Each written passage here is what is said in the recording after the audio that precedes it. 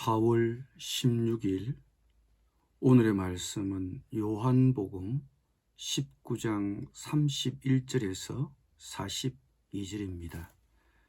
이날은 준비일이라. 유대인들은 그 안식일이 큰 날이므로 그 안식일에 시체들을 십자가에 두지 아니하려 하여 빌라도에게 그들의 다리를 꺾어 시체를 치워 달라 하니, 군인들이 가서 예수와 함께 못 박힌 첫째 사람과 또 그 다른 사람의 다리를 꺾고 예수께 이르러서는 이미 죽으신 것을 보고 다리를 꺾지 아니하고, 그중 한 군인이 창으로 옆구리를 찌르니 곧 피와 물이 나오더라. 이를 본 자가 정언하였으니 그 정언이 참이라. 그가 자기의 말하는 것이 참인 줄 알고 너희로 믿게 하려 함이니라. 이 일이 일어난 것은 그 뼈가 하나도 꺾이지 아니하리라 한 성경을 응하게 하려 함이라. 또 다른 성경에 그들이 그 찌른 자를 보리라 하였느니라. 아리마대 사람 요셉은 예수의 제자이나 유대인이 두려워 그것을 숨기더니 2일 후에 빌라도에게 예수의 시체를 가져가기를 구하매 빌라도가 허락하는지라. 이에 가서 예수의 시체를 가져가니라. 일찍이 예수께 밤에 찾아왔던 니고데모도 몰약과 침향 섞은 것을 100리터라쯤 가지고 온지라. 이에 예수의 시체를 가져다가 유대인의 장례 법대로 그 향품과 함께 세마포로 쌌더라. 예수께서 십자가에 못 박히신 곳에 동산이 있고 동산 안에 아직 사람을 장사한 일이 없는 새 무덤이 있는지라. 이날은 유대인의 준비일이요 또 무덤이 가까운 고로 예수를 거기 두니라. 아멘.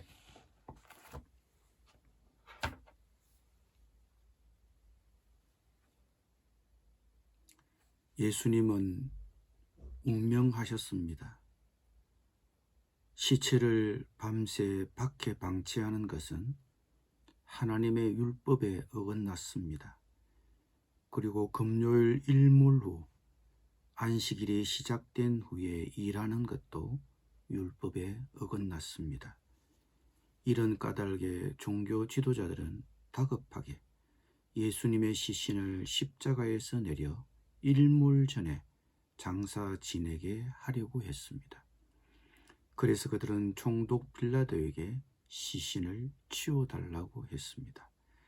그들은 메시아로 이 땅에 오신 예수님에 대한 관심은 안중에 없으면서 안식일만은 철저히 지키려 하고 있습니다.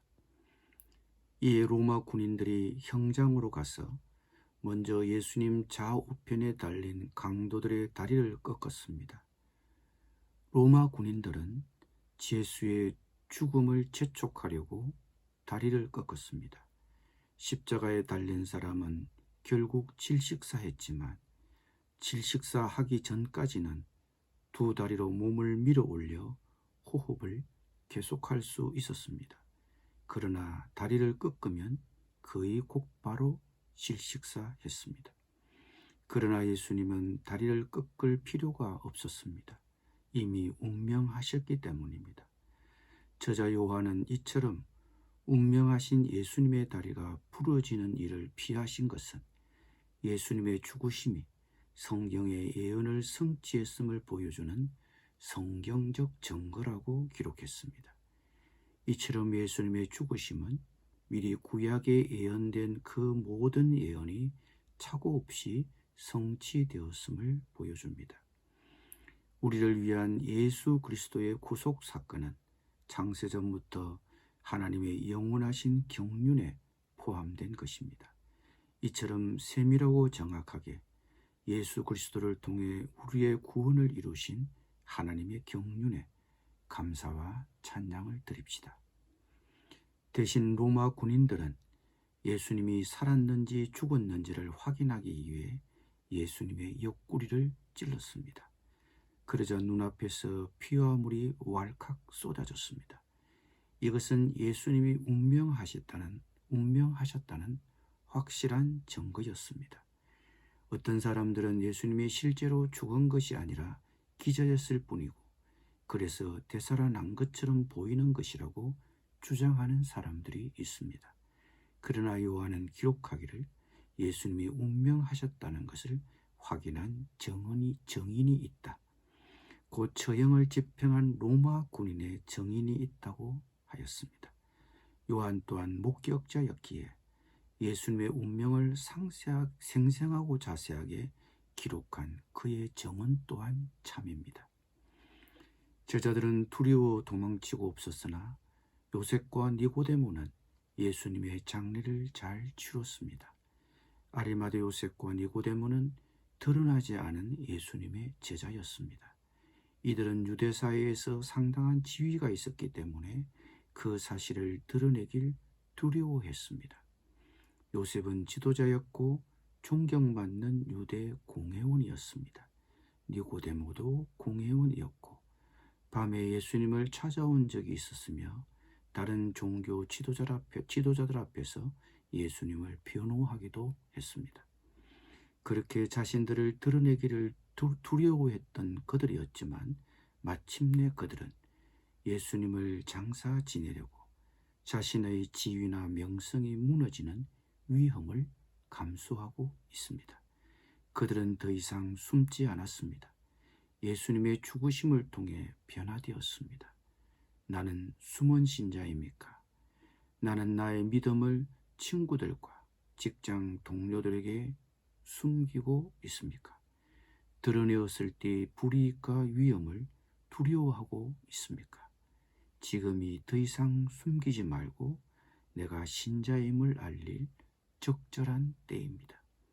예수님의 순환과 죽으심을 마주할 때 나의 신앙도 변화되어야 합니다. 믿고 선포하며 행동해야 합니다. 마태는 예수님이 장사되신 무덤이 예수님이 준비해둔 자신의 새 무덤이라고 했습니다. 요셉은 예수님의 장사를 위해 자신의 새 무덤을 내주었으며 니고데모도 예수님의 시신을 염하기 위해 왕의 장례에 쓸만한 양의 향품을 가지고 왔습니다. 이처럼 신앙의 고백은 헌신을 수반합니다.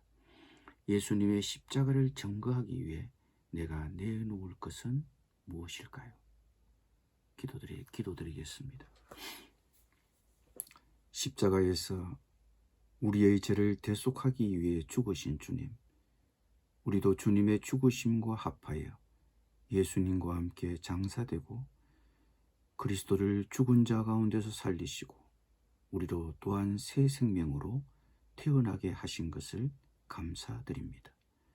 이 예수 그리스도의 죽으심을 증거하는 정인의 삶을 살게 하옵소서. 더 이상 숨기지 말고 내가 신자임을 세상에 알리며 예수님의 순환과 죽으심을 믿고 선포하며 행동하게 하옵소서. 예수님의 이름으로 기도드립니다. 아멘.